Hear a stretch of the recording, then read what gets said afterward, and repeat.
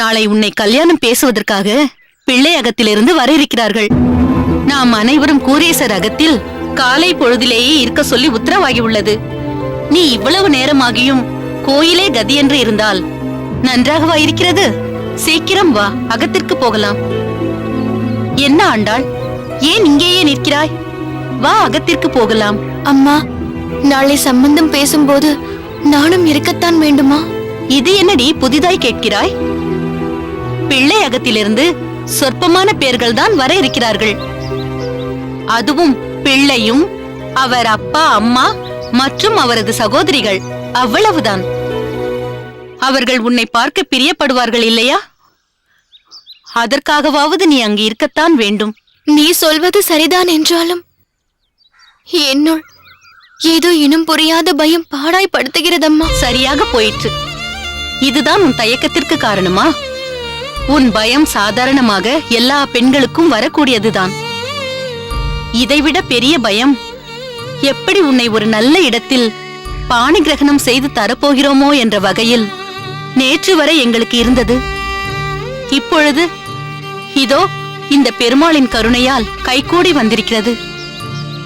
அதனால் பயப்பட வேண்டிய எந்த அவசியமும் இல்லை. அனைத்தையும் இந்த பெருமாளின் பாதங்களில் சமர்ப்பணம் செய்துவிடு. சரியாக சொன்னீர்கள்.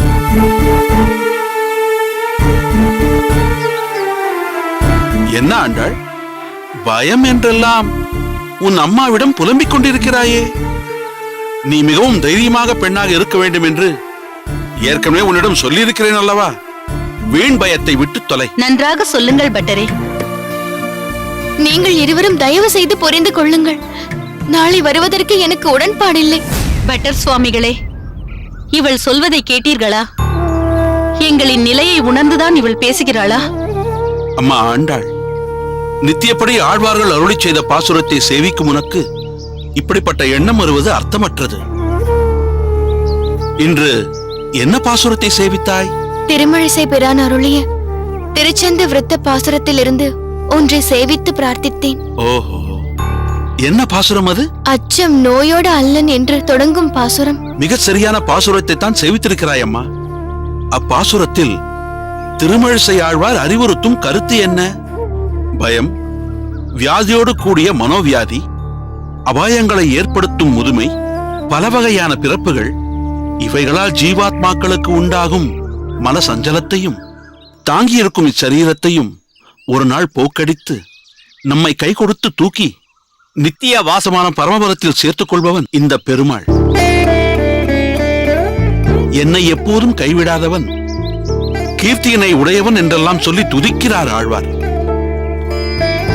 அவ்வளவு ஆழமாக திருமழிசை பிரான் நமக்கு நம்பிக்கை கொடுக்கும் போது அப்பாசுரத்தை சேவித்த பின்பும் நீ பயத்துக்கு இடம் கொடுக்கலாமா? தைரியமாக இரு ஆண்டாள். சுவாமி, தாங்கள் அறியாததல்ல. என்னுடைய தோஷத்தை அறிந்தும் என்னை ஏற்றுக்கொள்பவர்கள் இருப்பார்களா? நடப்பவை நல்லதற்குதான் என்று நம்ப மறுக்கின்றது என் மனம். கூடவே ஒரு இனம் புரியாத பயம் என்னை வாட்டி வதைக்கின்றது. ஆண்டாள், உன் அப்பாவின் குணமும் உனக்கு ஒட்டி கொண்டது போல் தெரிகிறது. சுதர்சனம்தான் எதற்கெடுத்தாலும் பயப்படுவார். தன்னை எப்பொழுதும் தாழ்த்தியே நினைத்துக் கொள்வார். ஆனால் நீ புத்திசாலி பெண். நீ இப்படி நினைப்பதுதான் எனக்கு ஆச்சரியமாக இருக்கிறது. இங்கே பார், நாங்கள் எல்லாம் எதற்கு இருக்கிறோம்? எல்லாம் கனகச்சிதமாய் பூரணமாய் நடக்கும். மங்களவாத்திய ஒலி நாற்புறமும் ஒலிக்கும். நீயும் திருமாங்கல்யத்தை தழைய தழைய கட்டிக்கொண்டு வலம் வரத்தான் போகிறாய். வீண் பயமோ கவலையோ எதற்கம்மா? பகவத் சன்னிதானத்தில் நின்று கொண்டு சொல்கிறேன், எல்லாம் நல்லபடியாய் நடக்கும். தைரியமாக போய்விட்டு வா. அம்மா, குழந்தையை அழைத்துக் கொண்டு செல்லுங்கள். வாமா ஆண்டாள், போகலாம். சுவாமி, சென்று வருகிறோம். தைரியமாக செல்லம்மா, நம்பிக்கையோடு செல்.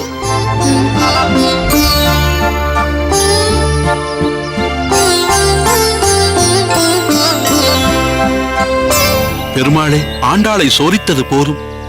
அந்த குழந்தை ஆண்டாளுக்கு ஒரு நல்ல வழியை ஏற்படுத்தி கொடு. அந்த குழந்தை பயப்படுவதிலும் ஒரு அர்த்தம் இருக்கிறது. அது உனக்கும் தெரியும்.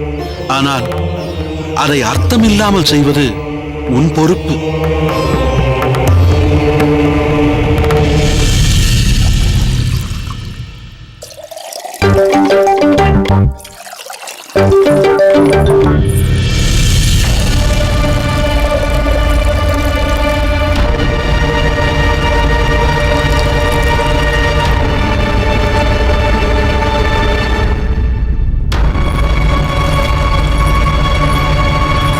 என்ன பட்டு காலையில் இங்க என்ன செய்து கொண்டிருக்கிறாய்?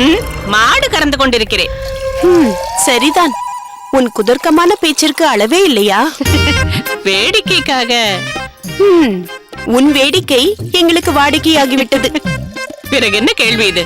பார்த்தால் தெரியவில்லையா? பாலை சூடாற்றி கொண்டிருக்கிறேன். அந்த ஆச்சரியத்தில்தான் என்ன செய்து கொண்டிருக்கிறாய் என்று கேட்டேன். இந்த அகத்தில் பால் பருகும் பழக்கம் யாருக்கும் கிடையாது, கமலையை தவிர. அவளோ நன்றாக உறங்கிக் கொண்டிருக்கிறாள். பிறகு யாருக்கு பால்? அது என்ன, புதிதாக நீ பால் அருந்த ஆரம்பித்து விட்டாயா? மற்றவர்களும் பால் பருகுவது ஒரு பிரசாதமாகத்தான், அதுவும் பெருமாளுக்கு திருவாராதனம் செய்த பிறகுதான். இந்த பாலும் திருவாராதனம் செய்த பால் தான் இது. சரி, அப்படியே இருந்தாலும் எல்லோரும் அவரவர் நியம நிஷ்டைகளை அனுஷ்டானங்களை முடித்துவிட்டுதானே பருகுவார்கள். முடித்து விட்டீர்களா? ஏன் இப்படி கேட்கிறாய்? பிறகு என்ன, பால் யாருக்கு என்று கேட்டீர்கள். கேள்விக்கு நீங்களே பதில் சொல்லிக் கொண்டிருந்தால் எப்படி? நான் அல்லவா சொல்ல வேண்டும்? என்ன செய்வது, உன்னோடு பழகி உன் பழக்கம் எனக்கும் வந்துவிட்டது. சரி, இப்பொழுதாவது சொல், பால் யாருக்கு? இது அகத்தில் உள்ளவர்கள் யாருக்கும் இல்லை, எனக்கும் இல்லை. பார்த்தாயா, பதில் சொல்கிறேன் என்று புதிர் போடுகிறாய். யாருக்காக கலந்திருக்கிறாய்? வந்திருக்கும் அதிதிக்கு. அதிதி என்றால் அந்த திண்ணையில் படுத்திருக்கும் கோசகருக்கா? அதிசயமாக இருக்கிறதே. நீயோ சிக்கனத்தை கடைபிடிப்பவள். பல சமயங்களில் எங்களுக்கே போதுமோ போதாதோ என்பது போல்தான் பரிமாறுவாய். அப்படி இருக்க நேற்று அவர் போதும் போதும் என்று சொல்லும் அளவிற்கு அமுது படைத்தாய். இன்று காலையிலேயே சூடான பால். ஆமாம், பாத்திரம் மருந்து பிச்சேடு, ஆற்றில் போட்டாலும் அளந்து போடு என்று சொல்பவள் தான் நான். பிறகு அந்த அதித்தி மேல் அப்படி என்ன கரிசனம் உனக்கு? அது நேற்று அவருக்கு திக்குமுக்காடி போகும் அளவிற்கு அமுது படைத்தாய். அதுதான் இப்பொழுது நீங்களே சொல்லிவிட்டீர்களே. அதிதி என்று சாஸ்திரத்தில் என்ன சொல்கிறது தெரியுமா? அதிதி தேவோ பவ. நம் அகத்திற்கு அதிதியாக வருபவர்கள் அந்த பெருமாளுக்கே சமம். அதனால்தான் இந்த சலுகை. பிறகு ஒருவேளை அமுதிற்கு கஷ்டப்படும் வைஷ்ணவர் அல்லவா அவர்? வைஷ்ணவர் என்ற காரணத்தினால்தான் அவரிடத்தில் இந்த கரிசனம், பராமரிப்பு, கவனிப்பு எல்லாமே. உன்னை புரிந்து கொள்ளவே முடியவில்லை. அதுதான் என் தலையெழுத்து. யாருமே என்னை சரியாக புரிந்து கொள்வதில்லை. காந்திமதி, நம் அகத்திற்கு வந்திருக்கும் அதிதி அதுதான் அந்த கோசகன். அவரை பார்த்தாயா? அவர் வெளியில் திண்ணையில் தான் இருப்பார். அங்கிருந்துதான் வருகிறேன். திண்ணையில் அவர் இல்லை. என்ன, திண்ணையில் இல்லையா?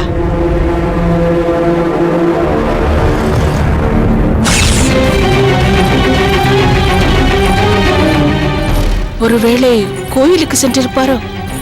நான் அங்கிருந்துதான் வருகிறேன். விஸ்வரூப தரிசனம் கண்டு சேவித்து விட்டு வந்தேன். அவரை அங்கும் பார்க்கவில்லை. அருகே உள்ள புஷ்கரணியிலும் இருக்கவில்லை. கோயிலிலும் இல்லை, புஷ்கரணியிலும் இல்லை. பிறகு அவர் எங்குதான் சென்றிருப்பார்? என்ன குழந்தாய், என்ன வேண்டும்? அந்த பெரியவர் இந்த அகத்தை காண்பித்து இந்த ஓலைச்சுவடியை உங்களிடம் கொடுக்க சொன்னார். யார் சொன்னார்கள்? என்ன ஓலை இது? அவர் பெயர் கோசகன் என்றும் இந்த ஓலையை சோமயாஜி சுவாமிகளிடம் சேர்த்துவிடு என்றும் சொன்னார்.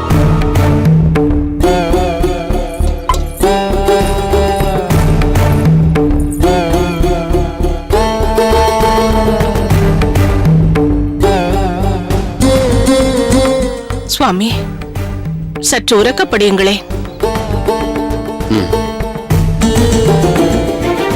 பெருமதிப்பிற்குரிய சோமயாஜி சுவாமிகள், ராமானுஜ சுவாமிகள் மற்றும் அகத்தில் இருக்கும் அனைவருக்கும் நமஸ்காரங்கள் பல. என்னை உங்கள் உறவினன் போல் பாவித்து உபசரித்து விருந்து வைத்ததை என் வாழ்நாள் முழுவதும் நினைவில் வைத்திருப்பேன். கோயிலில் பணிபுரிய எனக்கொரு வாய்ப்பையும் ஏற்படுத்தியிருந்தீர்கள். உங்கள் உயர்ந்த மனதிற்கு என் இதயம் கனிந்த நன்றி. ஆனால் நான் தங்களிடம் வியாபித்தது போல் நான் ஒரு நாடோடி, தேசாந்திரி, மனம் போன போக்குபடி திரிந்து கொண்டிருப்பேன்.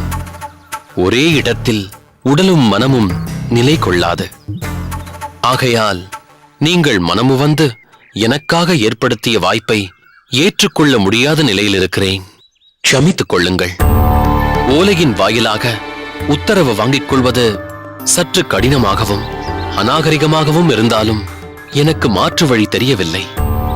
ஸ்ரீபெரும்புதூர் எனக்கு சரி வராது.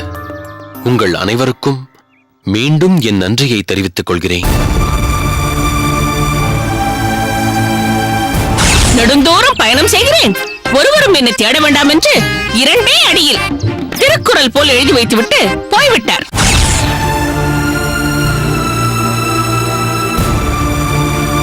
என்ன பட்டு, நேற்று உன்னை பார்த்ததும் பெட்டிப்பாம்பாய் அடங்கிவிட்டார் என்று சொன்னோம். இன்று சென்று விட்டாரே. பெட்டியில் இருந்த பாம்பு ஓலை எழுதி வைத்துவிட்டு ஓடிவிட்டது. ஓலை எழுதி வைத்துவிட்டு ஓடுவது சிலர் சுபாவம். நல்ல வேளை நாம் அந்த அதிதியை சரிவர கவனிக்கவில்லையோ என்ற வேதனை எனக்குள் தோன்றியது. அது எப்படி இருக்க முடியும்?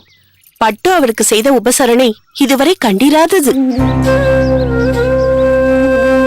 சரி விடுங்கள். ஏதோ ஒரு அதிதி வந்தார், ஓர் இரவு இங்கு இருந்தார், சென்று விட்டார், அவ்வளவே. இதில் மேலே சிந்திக்க எதுவும் இல்லை. வாருங்கள்.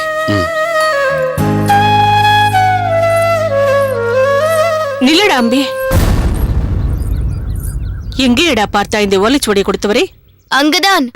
கோயிலை தாண்டியதும் ஒரு ஒற்றையடி பாதை இருக்கிறது அல்லவா, அங்கேதான். அப்படி என்றால் இப்பொழுது அங்கு சென்றால் அவரை பார்க்கலாம் அல்லவா? அது எப்படி முடியும்?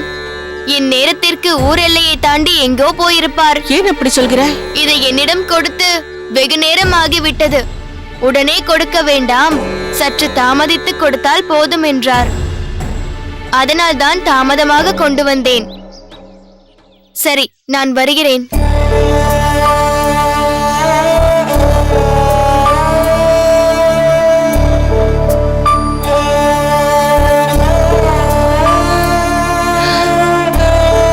பாழாய் போனவன்.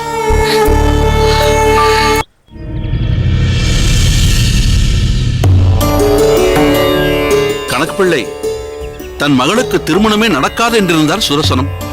ஆனால் பெருமாளின் சித்தம் வேறு மாதிரி இருக்கிறது, பார்த்தீர்களா? ஆமாம் ஆமாம், எதிர்பார்க்காததை நடத்துவதுதானே அவர்கள் இல்லை. இதில் பாராட்டப்பட வேண்டியது கூரேசனும் அவனது தந்தையும் மட்டும் இல்லை, வேணுகோபாலையும் தான். யாருடைய கட்டாயத்தின் காரணமும் இல்லாமல் மனமுவந்து ஆண்டாளை கைப்பிடிக்க சம்மதம் தெரிவித்தது சாதாரணமான விஷயம் இல்லை. சரியாக சொன்னீர்கள். அவன் பங்கும் இதில் சமமானதே. எப்படியோ அந்த குழந்தை ஆண்டாளுக்கு ஒரு நல்ல வாழ்க்கை அமையப் போகிறது என்று நினைக்கும் போது மகிழ்ச்சியாக இருக்கிறது. அந்த பெருமாளையே வணங்கிக் கொண்டிருப்பவளுக்கு தக்க பரிசளித்து விட்டான் அந்த பரந்தாமன். சரியாக சொன்னீர்கள். அவர்கள் வருவதற்குள் அனைத்து ஏற்பாடுகளையும் செய்து வாருங்கள். வாருங்கள். என்ன நரசிம்மா, தலிகையெல்லாம் தயாராகிவிட்டதா? ஏனென்றால் ஒரு சடங்கு என்றால் பொதுவாக முதலில் முக்கியத்துவம் பெறுகிறது தலிகைதான். நன்றாக இருந்தாலும் எல்லோரும் அதை பற்றிதான் பேசுவார்கள். ருசிக்கவில்லை என்றால் அதை விட அதிகமாக பேசுவார்கள். எசமான், தளிகையை பற்றி தாங்கள் கவலை கொள்ள வேண்டிய அவசியமே இல்லை. பலதரப்பட்ட பதார்த்தங்களை நீங்கள் கூறியது போலவே செய்துள்ளேன். வேண்டுமென்றால் நீங்களே ருசித்து பாருங்கள், பிறகு பரிமாறுகிறோம். இல்லை, அதற்கு அவசியம் இல்லை. வணக்கம் ஏசம்மா. என்ன ஜெயராமா, இந்த காலை வைத்துக் கொண்டு அங்கும் இங்கும் விந்தி விந்தி நடந்து கொண்டிருக்கிறாய்? ஓரிடத்தில் அமர்ந்தபடியே பணிகளை மேற்பார்வை செய்யலாமே. அதற்கில்லை ஏசமான், உங்களிடம் ஒரு விஷயத்தை சொல்லிவிட்டு போகலாம் என்று வந்தேன். சொல்லு ஜெயராமா. இன்று கோயிலில் அன்னதானத்திற்கு சொல்லி இருக்கிறீர்கள் அல்லவா? ஆமாம், அதற்கென்ன? இங்கு என்ன தலிகை செய்திருக்கிறோமோ அவை எல்லாவற்றிலும் ஒரு பங்கு கோயிலுக்கும் அனுப்ப போகிறோம். இருப்பினும் ஒரு முறை தங்களிடம் கேட்டுவிட்டு பிறகு செய்யலாம் என்று வந்தேன். அடியேன் ஒருமுறை சொல்லிவிட்டால் அதில் எந்த மாற்றமும் இருக்காது. அடியேன் சொன்னபடியே செய். நல்லது யசமான். இந்த காலை வைத்துக் கொண்டு இவனும் ஓயாமல் வேலை செய்து கொண்டுதான் இருக்கிறான். எல்லாம் தங்கள் மீது இருக்கும் மரியாதை தான் எசமான். அது மட்டும் இல்லாமல் ஓடி ஆடி வேலை செய்தே பழக்கப்பட்டவன். திடீரென்று ஓரிடத்தில் உட்கார் என்றால் அவனால் எப்படி முடியும்?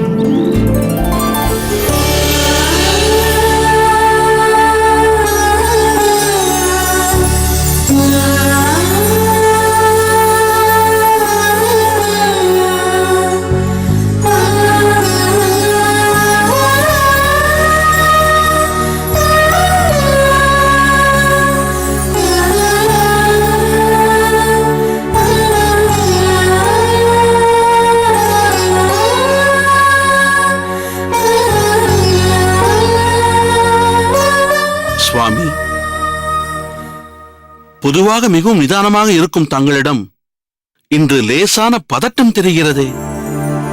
பதட்டம் என்று சொல்லிவிட முடியாது, ஒரு விதமான தவிப்பு என்பதுதான் உண்மை. அடியேன் எந்த சுபகாரியம் செய்தாலும் மனைவியும் துணைக்கு இருப்பது வழக்கம். அவள் இல்லாமல் இந்த அகத்தில் நடக்கும் முதல் பெரிய சடங்கு இது. அதுதான் இந்த தவிப்பிற்கு காரணம். உண்மைதான் சுவாமி. அது இருக்கட்டும், எங்கே சுதர்சனத்தை காணோம்?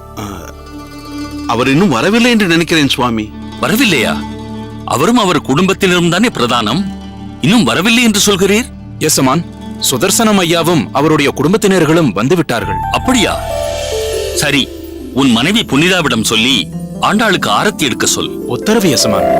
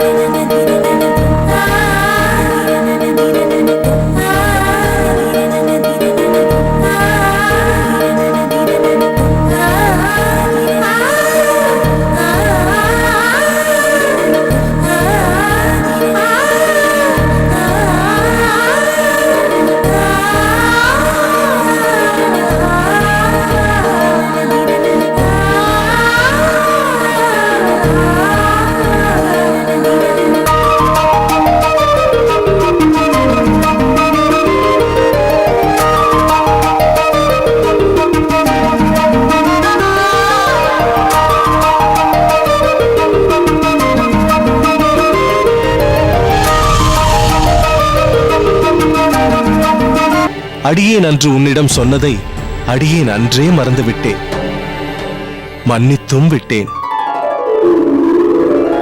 ஷார்ட்க்கு ஷார்ட் எல்லா கதாபாத்திரங்கள் ஹீரோவையும் ஹீரோவை தன்னை பற்றியும் அதிக பஞ்ச் டயலாக் பேசுவது சினிமாத்தனம். இதை யதார்த்தமாக்கியிருந்தால் மருது மலை உயிர்.